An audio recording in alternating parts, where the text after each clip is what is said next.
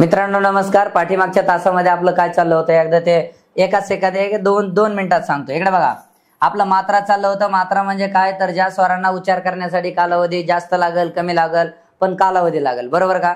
जो कालावधी लागतो त्याला मात्रा म्हणतात. आणि मी तुम्हाला जाता जाता हे सांगितलं होतं की जिथं कुठं ऱ्हस्व स्वर असेल त्याची मात्रा एकच सांगायची. जसं की हा ऱ्हस्व स्वर आहे, याची मात्रा किती येणार सांगा मला, 1 येणार. उदाहरणार्थ ए हा दीर्घ स्वर आहे की नाही, याची मात्रा किती येणार, 2 येणार.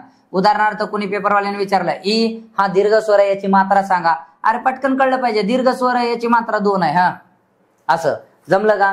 मग आता आपल्याला मी तुम्हाला त्याच गोष्टी सांगत होतो ज्या की पाठीमागच्या तासामध्ये बऱ्यापैकी झाल्या होत्या, पण पुन्हा एकदा सांगतो. इकडे बघा, ऱ्हस्व स्वराची मात्रा कायम 1 असते. जो दीर्घ स्वर आहे त्याची मात्रा 2 असते आणि जे संयुक्त स्वराची मात्रा आहे त्याची पण 2. आता काय म्हणते सर, संयुक्त स्वर ए हा संयुक्त स्वर आहे का नाही, मग संयुक्त स्वर हा दीर्घ स्वर सुद्धा असतो, म्हणून त्याची मात्रा आपण किती सांगायची असते, तर 2 सांगायची असते. तुम्हाला मात्रा वृत्तामध्ये याची खूप गरज आहे. थोडं पुढे चला बघा, हे काय म्हणताय, प्लुत स्वरांची मात्रा 3 असते. आता काही लोक डोकं लावते, अहो ते प्लुत स्वर काय भानगडे सर, कुठून आणले हे प्लुत स्वर. लोड मध्ये यायचं नाही. इकडे लक्ष द्या. हे बघा, हा झाला ऱ्हस्व स्वर अ, त्यानंतर आ, थोडं निवांत आ, आणि आ जसं म्हणतो का त्याच्या पुढे आ. इकडे बघा अ आ अ आ आ, समजलं. म्हणजे जो दीर्घ स्वर आहे त्यालाच अजून लांबत नेलं की प्लुत स्वर तयार होतो. अरे जमलं का नाही. जो दीर्घ स्वर असतो त्यालाच लांबीत पुढे उच्चार करत गेलात की त्याला प्लुत स्वर म्हणतात. वेगळं डोकं वापरायची गरज नाही. पुढे बोला आता. रू हा स्वर हा रू, ऱ्हस्व स्वर हा संस्कृत मध्ये रू असा लिहिला जातो. आता कसा लिहिला जातो हे थोडस चुकीचं, मी व्यवस्थित करून देतो. रू हा जो स्वर आहे ना वागानो, हा ऱ्हस्व इथं आपल्या मराठीत, बरोबर का, पण त्याला संस्कृत मध्ये दीर्घ लिहिता येतं. इकडे बघा, ही जी दांडी आलेली त्याला असं करायचं, खालून झाला दीर्घ. म्हणजे मराठी व्याकरणामध्ये रू रे ऋषीचा जो आहे तो कायम ऱ्हस्व सांगायचा, पण जर पेपर मध्ये विचारलं संस्कृत मध्ये याला दीर्घ करून दाखवा तर तुम्हाला असा दीर्घ करून दाखविता आला पाहिजे. चला पुढे, जमलं का इथपर्यंत सगळ्यांना. आता हा पुढे बघा, पेपरला आलेला प्रश्न आहे बरं का. हा लू हा ऱ्हस्व स्वर लुप्त होत चाललाय, कारण त्याच्यापासून एकच शब्द राहिला ना. आता कोणता बरं, तर मराठी व्याकरणामध्ये क्लुप्ती हा एकमेव शब्द राहिलाय ज्याच्यामध्ये लू हा स्वर येतो. एकमेव शब्द राहिलाय तेवढा, नसता आता तो लू आहे ना, आणि तो गेलाच, आता कामातूनच गेला हळूहळू. जमलं का. पुढे बघा, लू या ऱ्हस्व स्वरापासून क्लुप्ती तर काना नाहीये, क्लुप्ती एकमेव शब्द राहिलाय आता मराठीत. चला झालं. तुम्हाला आता कालावधीवरून जे काही स्वरांचे प्रकार आहेत, ऱ्हस्व, दीर्घ, संयुक्त आणि मात्रा, 1 मात्रा कोणाला म्हणायचं, 2 मात्रा कोणाला म्हणायचं, सगळ्या गोष्टी एकदम व्यवस्थित क्लिअर झाल्यात.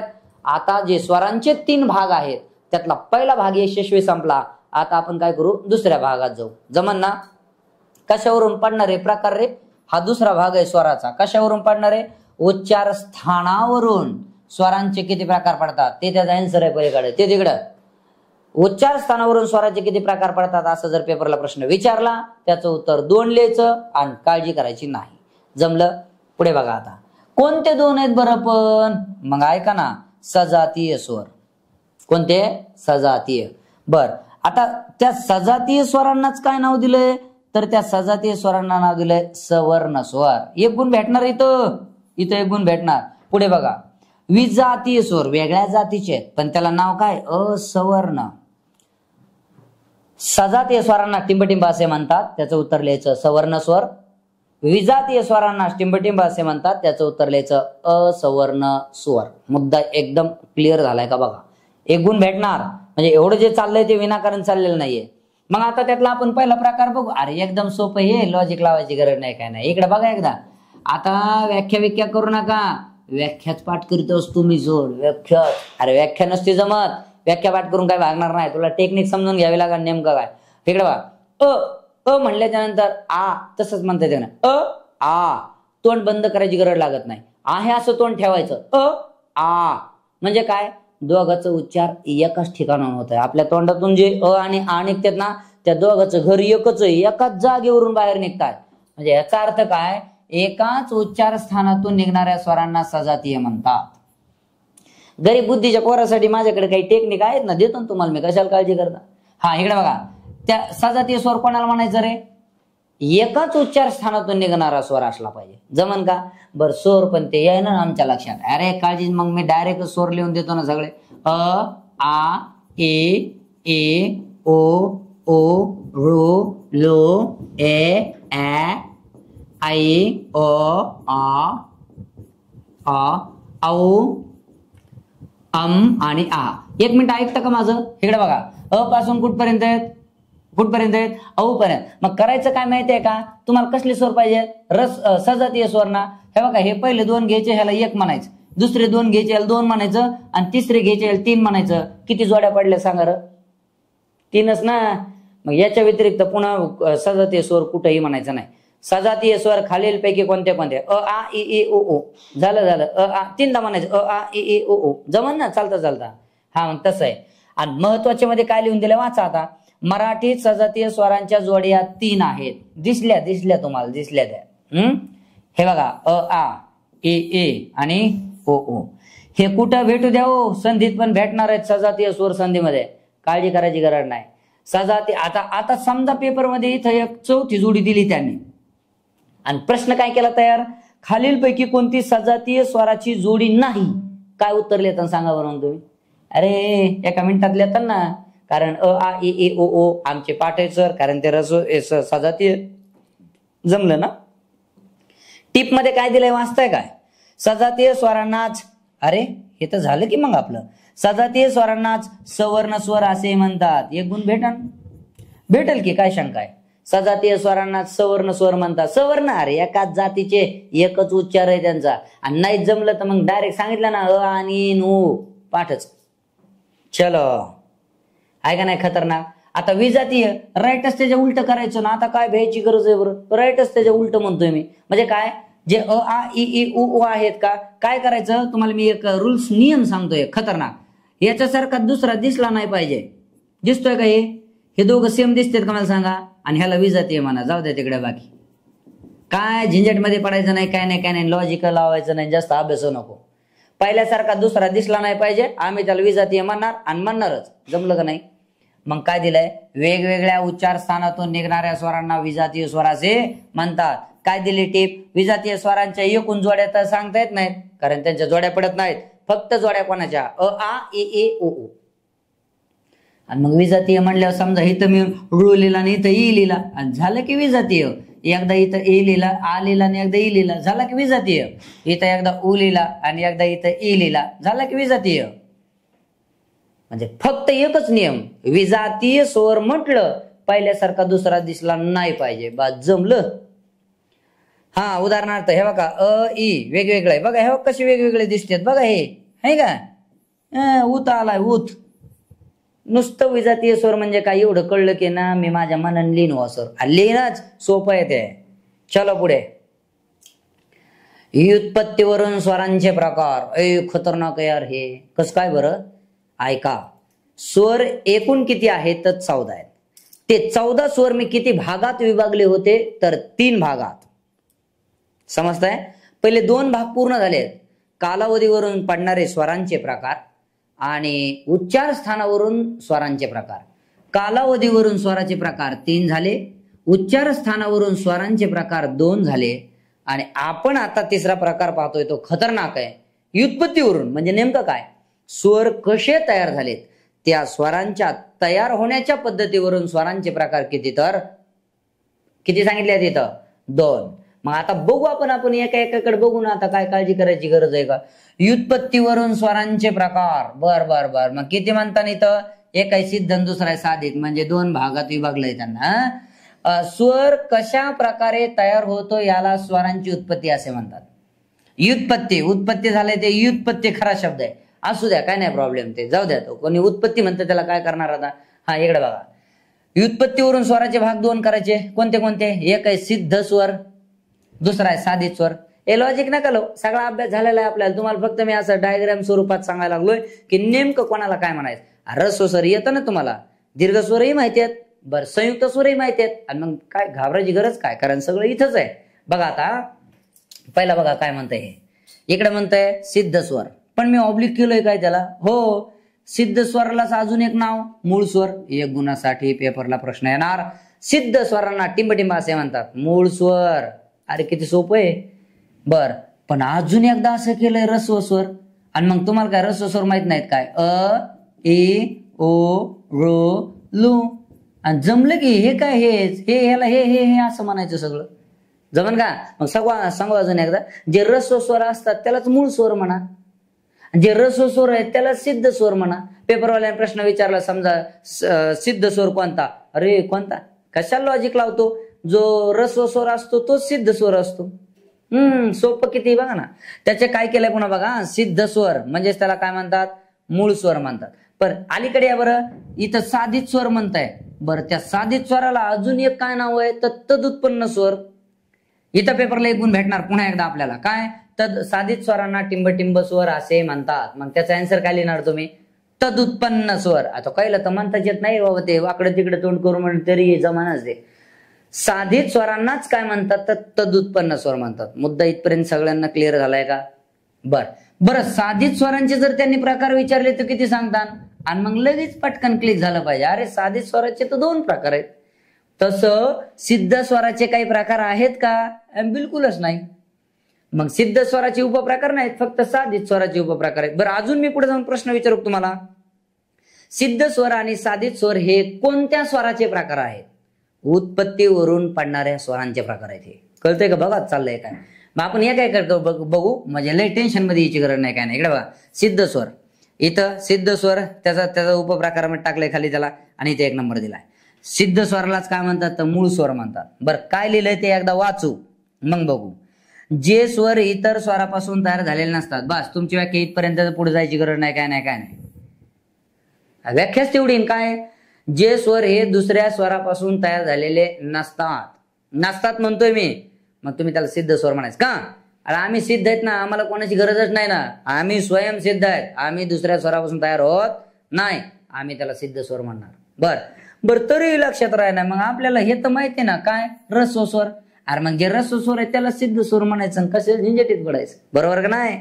किती खास आहे हे बघा. महत्वाचे मध्ये मराठीत रस्व स्वरांनाच मूळ स्वर म्हणतात. पेपरला कधी कधी येईल मूळ स्वर सांगा. हे काय मूळ स्वर? का? जो रस्व आहे तोच मूळ असतो. अजून एकूण मूळ स्वर 5 आहेत. म्हणजे कोण रे? हे काय रस्व स्वर. तेच आहे व शालीत गुंडाळून तिथंच मारलंय पुन्हा. हाय नाही वेगळं काही आहे का? नाही बिलकुल नाही. तुम्ही फक्त लक्षातच काय ठेवायचं माहितीये का? त्यांनी सिद्ध विचारलं तरीही चालेल, त्यांनी मूळ स्वर विचारलं तरी चालेल, तुम्ही त्याला रस्व स्वरच म्हणायचं, काळजीच करायची नाही. हो दे काय व्हायचं. जमलं का नाही आता? चलो पुढे. साधित स्वर म्हणताय आता. हे साधित सेम सिद्ध स्वराच्या बरोबर उलटी व्याख्या. पण अगोदर सर आम्हाला सिद्ध स्वराची व्याख्या येत नाही ना. येते. जे स्वर इतर कुठल्याही स्वरापासून तयार होत नाहीत अशाला सिद्ध स्वर म्हणा. उलट करा. उलट आता उलट करा. काय उलट? जे स्वर इतर स्वरापासून तयार होतात त्यांना साधित स्वर म्हणावे. आता जमलं का नाही? तीच व्याख्या लिहून दिली का बघा मी. जे स्वर इतर स्वरापासून तयार केले जातात त्या स्वरांना साधित स्वर असे म्हणतात. बरं, मग आता इथं वाचा बरं काय? साधित स्वरांना तदुत्पन्न म्हणतात. दिले लिहून तिकडच. बरं, साधित स्वराचे 2 उपप्रकार आहेत.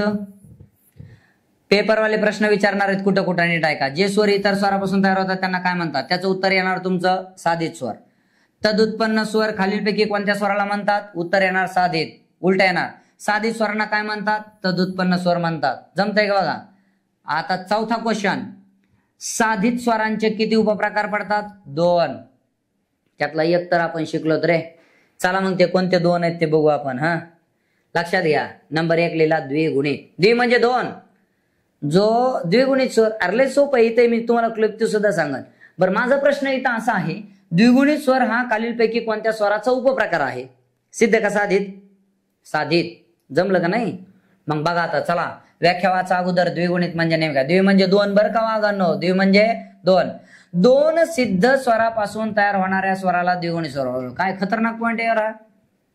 2 सिद्ध स्वरापासून. अरे मग सिद्ध स्वर म्हणजे रस्व स्वर ना. मग 2 रस्व स्वर घे. चल, अ आणि अ या दोघांची बेरीज करून आलाय का बघा. दिलंय तन कशाला टेन्शन मध्ये यायचं, हे बघा ना, मूळ स्वर आहे रस्व, हा पण रस्व आहे, रस्वची बेरीज केली दीर्घ आलाय, कळलं. पुन्हा रस्वची बेरीज केली, इथं दीर्घ यायला पाहिजे, इथं असा ही. पुन्हा ची बेरीज केली, पुन्हा दीर्घ आणलाय. बरं नाहीच का लक्षात राहिलं. द्विगुणित स्वरची जर व्याख्या आली तर दोन सिद्ध स्वरापासून म्हणजे दोन मूळ स्वरापासून तयार होणाऱ्या स्वराला द्विगुणित स्वर म्हणतात, द्विपट झालेला स्वर. मग आणि जर नाहीच लक्षात राहिलं अंतिम, तर मग काय मी पाठच करीत असतो. हे दीर्घ आहे हा, लक्षात ठेवा. आ ई आणि उ, आ ई उ, तरी लक्षात राहणार. अरे कायच करावं, आई एक शब्द लिहा आणि त्याला उ जोडा, आयु द्विगुणित स्वर, आयु द्विगुणित स्वर. जमलं का नाही. हा चला, मराठीत द्विगुणित स्वर 3 आहेत. हा सुद्धा 1 गुणासाठी आपल्याला प्रश्न आलेला असन. किंवा मराठी व्याकरणामध्ये द्विगुणित स्वर किती आहेत आणि 3 आहेत आणि कोणते आहेत, आ ई उ. कधी कधी असं तुमची विकेट घेणार, आ इथं लिहिणार, ए लिहिणार, उ लिहिणार आणि एक उ असं लिहिणार. सांगा द्विगुणित स्वर कोणता नाही. अरे त्याचा आन्सर 4 नंबर येणार ना. का, कारण आ ई आणि उ हे द्विगुणित स्वर आहेत. तो पलीकडचा सिद्ध स्वर आहे, सिद्ध म्हणजे मूळचा आहे. जमलं का नाही, म्हणजे रस्व आहे. आलं का लक्षात. असं. बरं मी महत्वाचं काय लिहून दिलंय बघा. मला एक सांगा तुम्ही, साधित स्वराचे किती प्रकार सांगितले होते मी तुम्हाला, उपप्रकार 2. त्यातला पहिला कोणता आहे, सिद्ध स्वर. आणि दुसरा कोणता माहितीये का, संयुक्त स्वर. पण संयुक्त स्वर तर आपण मागच शिकलो, बरोबर. मग साधित स्वरांचे 2 प्रकार जर विचारले तर नंबर 1 द्विगुणित स्वर आणि नंबर 2 संयुक्त स्वर. संयुक्त स्वर 4 आहेत, ए आई ओ आऊ, 2 स्वरापासून तयार होतात. झालं ना. मग जे संयुक्त स्वर असतात ते साधित असतात काय, तर त्याचा आन्सर येणार यस, हो. कारण साधित स्वराचे 2 प्रकार आहेत, एक आहे द्विगुणित आणि दुसरा आहे संयुक्त. चलो, अवघड आहे का बोला. काही महत्वाच्या गोष्टी दिल्यात मी व्याकरणाच्या दृष्टिकोनातून. महत्वाचं, मराठीत एकूण मानस्वर 8 आहेत. हे पहा पोरांनो, हा शिकवायचा भाग नाहीये. 99% तुम्ही आहे असं वहीवर जर लिहून घेतलं तर एकदम असं हे छान. चिमणी बघा ना किती गोड दिसते, त्या चिमणीसारखं गोडल्या. काय टेन्शन घ्यायची गरज नाही, काय नाही. हा फिक्स अभ्यास आहे. हा फक्त मी महत्वाचे मध्ये तुम्हाला ऍडव्हान्स मध्ये दिलाय, तुम्हाला त्याचा बारकाव्याने अभ्यास करावा लागेल. हे बघा, मराठीत मानस्वर विचारले 8 सांगा. मग कोणते आहेत, अ आ ई ओ ए ओ अ अ. हे आता जमलं पाहिजे, तुमचे पाठ करा, पर्याय नाही त्याला. एकूण अग्रस्वर, आग्र नाही हा, अग्र येते. अग्र, अग्र म्हणजे उच्चारताना जिभेच्या शेंड्यावर येतात. सॉरी. एकूण अग्रस्वर 2 आहेत. इथले ई ई ई ई. मला एक सांगा, ई ई म्हणताना आपल्या जिभेचा शेंडा थोडासा वर उचलला जातो का नाही. मग अग्र म्हणजे अग्र, टोकावर. ज्या स्वरांचा उच्चार एकदम टोकावर होतो जिभेच्या, म्हणून त्याला अग्रस्वर म्हणतात. पश्च स्वर 2 आहेत. कोणते कोणते, उ आणि ओ. मध्य स्वर म्हणजे बरोबर जिभेचा जो सेंटर आहे का, मध्ये पॉइंट, काहीच होत नाही हालचाल, त्यावेळेस जन्माला येतो. वृत्ताकार स्वर 2 आहेत. कोणते कोणते, उ आणि उ. आपलं तोंड गोल होतं बघा म्हणताना, वृत्ताकार. वृत्त म्हणजे गोल, उ ओ हे ना, गोल होतं ना तोंड आपलं आतून, आतून बरं का, काही बाहेरून म्हणजे स्वर लांबळू होतं तोंड नाही, तसं नाही ते. विवृत्त स्वर 1 आहे, आ. विवृत्त म्हणजे काय माहितीये का, आपलं तोंड मोठं होतंय त्याने, आ असं, कळलं का बघा. त्यानंतर संवृत्त स्वर उ म्हणजे तोंड बारीक होत आहे. विवृत्तचा वृद्धार्थी शब्द आहे संवृत्त. विवृत्त म्हणजे मोठे होणे, संवृत्त म्हणजे बारीक होणे. लक्षात येईल का. अर्धविवृत्त म्हणजे अर्धवट तोंड उघडतंय थोडस, पण आओ बघा, कळलं का बघा.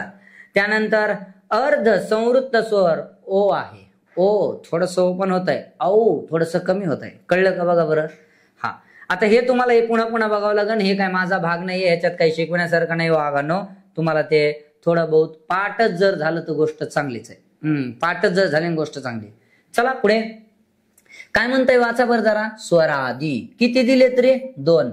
सर्व स्वराचा विषय क्लोज झालेला आहे वागानो. नीट ऐका. वर्णमालेमध्ये जे काही 52 वर्ण आहेत त्यातला मी तुम्हाला पहिला भाग एकदम व्यवस्थित सांगितलाय, ते म्हणजे स्वर. किती होते, 14. त्यांची विभागणी वगैरे कसं काय ते सगळं सांगितलंय. दुसऱ्या भागामध्ये स्वरादी येतात.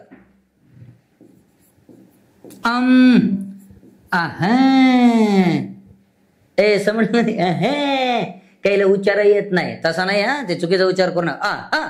असा उच्चार आहे त्याचा. चला पुढे त्याची व्याख्या बघू. स्वराधी.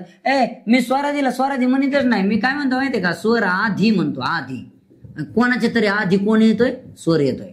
एखादा वर्ण उच्चारायचा आहे आपल्याला, पण त्याच्या अगोदरच स्वर यायला लागलाय, याचा अर्थ स्वराधी. कळलं का बघा.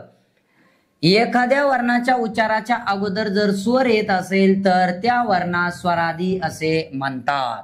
बरं, मग महत्वाच्या मध्ये काय वाचा. मराठी व्याकरणात स्वराधी 2 आहेत. हे बहुतांश महाराष्ट्रातील सगळ्या विद्यार्थ्यांना हे येतं, त्याच्यामुळे जास्त काय लॉजिक लावायची गरज नाही. कोणते कोणते 2 स्वराधी, एक आहे दुसरा आहे आहा. अरे हो ना, तुम्हाला स्वराधी येतं, तुम्हाला कोणते स्वराधी 2 आहेत ते बी माहिती आहेत, पण अजून स्वराधीचा डीप अभ्यास करायचा ना आपल्याला. करावं लागेल ना हो, संधीमध्ये यांची लय अडचण आहे, काय सांगावं तुम्हाला. चला पुढे महत्वाच्या मध्ये. स्वराधीमध्ये एक अनुस्वार, जरी स्वराधी 2 असले तर त्याच्यामध्ये एक अनुस्वार आहे आणि एक कोण आहे, विसर्ग आहे. जरी त्या दोघाला स्वराधी मी म्हणत असलो चालेल, पण एक आहे अनुस्वार आणि दुसरा आहे विसर्ग. अरे विसरलं नाही, विसर्ग, आणि तुम्हाला आला पाहिजे. बरं, मग मी त्याच्यामध्ये काय केलंय माहितीये का, आता अनुस्वार कोणाला म्हणतात. मी ऑफलाईनला शिकवत असताना विद्यार्थ्यांना मी पोरांना विचारलं, चला हे अरे टिंब म्हणजे काय सांगा ना, अनुस्वार म्हणजे काय. एक वाघ मला इतका डेंजर भेटला, म्हटलं सर सांगू. हा सांग. ते म्हणलं सर असा मोठा शून्य बारीक बारीक बारीक बारीक बारीक बारीक होत जाणे म्हणजे अनुस्वार. धन्य रे म्हणलं, तुला डायरेक्ट पोलीस भरतीतून SP बनवलं पाहिजे. म्हणलं पर्याय नाही आता माझ्याकडं. चालायचं का. हे बघा अनुस्वार. कोणाला अनुस्वार म्हणायचं रे, कोणाच्या डोक्यावर अनुस्वार का द्यायचा असं नाही सर, ते पेनाला टेकायला जागा नाही दिला, आता काय कर. तसं आहे का ते, नाही बिलकुल नाही. मग अनुस्वार म्हणजे नेमकं काय, मराठी व्याकरणामध्ये काही शब्दांचा उच्चार हा एकदम आपला स्पष्ट झाला पाहिजे. कसा झाला पाहिजे, स्पष्ट. आणि मग हा स्पष्ट उच्चार होण्यासाठी आपल्याला अनुस्वाराची मदत घ्यावी लागते. मग काय व्याख्या त्याची, स्पष्ट व खणखणीत उच्चारास. उच्चार कसा पाहिजे, स्पष्ट. अजून कसा पाहिजे, खणखणीत. स्पष्ट आणि खणखणीत उच्चारास अनुस्वार असे म्हणतात. काय व्याख्या आहे, पाठ केली तर चालेल. चालायचं पुढे बघा. अनुस्वाराची फोड दिली बघा मी, हे इथं मग ची फोड दिली बघा. आता इथं थोडस चुकीचं झालंय. काय झालंय मी ते तुम्हाला सांगतो. इकडे बघा, हे असं काय करू नका, ह्याच्याकडे लक्ष देऊ नका.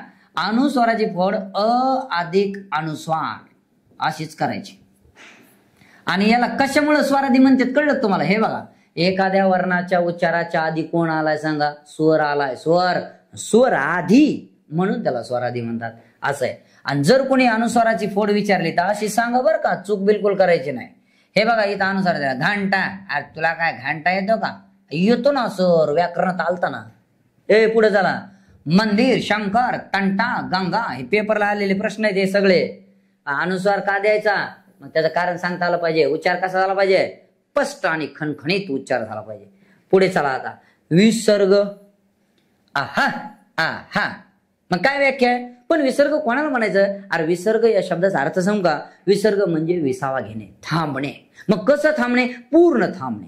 फुफ्फुसामध्ये जमा झालेली हवा एखादा वर्ण उच्चारताना फुफ्फुसात दाटून आलेली हवा पूर्ण बाहेर फेकायची आणि थांबायचं, याला म्हणायचं विसर्ग.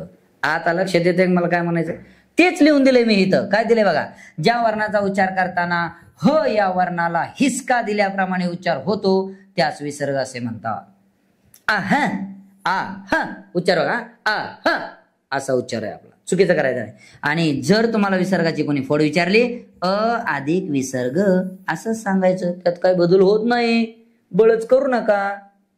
चलो, व्यंजनाचे प्रकार सांगितलेत आता. बाबा बाबा, व्यंजनाचे प्रकार सांगितलेत. प्रकार म्हणजे तुम्ही एका विशेष भागावर येऊन थांबलेले आहेत. कोणत्या, वर्णमालेमध्ये जे काही प्रकार सांगितले आहेत ते म्हणजे वर्णांचे जे काही मी 3 प्रकार सांगितले आहेत, त्या 3 प्रकारामधले मी तुम्हाला 2 प्रकार हे यशस्वीपणे सांगितले. ते यशस्वीपणे समजतंय का बघा. कोणता, वर्णांच्या 3 प्रकारापैकी मी तुम्हाला पहिल्यांदा शिकविला बघा स्वर, त्याच्यामध्ये मी 14 प्रकार शिकविले. आणि जो दुसरा भाग आहे त्याच्यामध्ये तुम्हाला शिकविलं स्वरादी, ते किती आहेत, 2 आहेत. आणि एकंदरीत जे काही 52 वर्ण हे 3 भागामध्ये विभागले आहेत, त्यातला जो तिसरा भाग आहे त्या तिसऱ्या भागाचं नाव आहे व्यंजन. आपण त्या व्यंजनालाच संस्कृतमध्ये काय म्हणतो तर हल म्हणतो तुमचे हाल होऊ नयेत म्हणून मी हल तुमच्या समोर मांडणार आणि नक्कीच त्याचं हल करून देणार, काळजी करायची गरज नाही. नक्की जर विद्यार्थी मित्रांनो तुम्हाला वर्णमाला व्यवस्थित कळाले असेल, स्वर व्यवस्थित कळाले सर, ह्रस्व कळाले, दीर्घ कळाले, संयुक्त कळाले, सजातीय, तदुत्पन्न स्वर म्हणजे काय, साधित स्वर म्हणजे काय, संयुक्त स्वर म्हणजे काय, हे जर तुम्हाला कळलं असेल पुन्हा पुन्हा नीट अभ्यास करा. थोडस वेळ देतो तुम्हाला मी आणि पुन्हा आपण व्यंजन या पाठामध्ये डबल भेटू.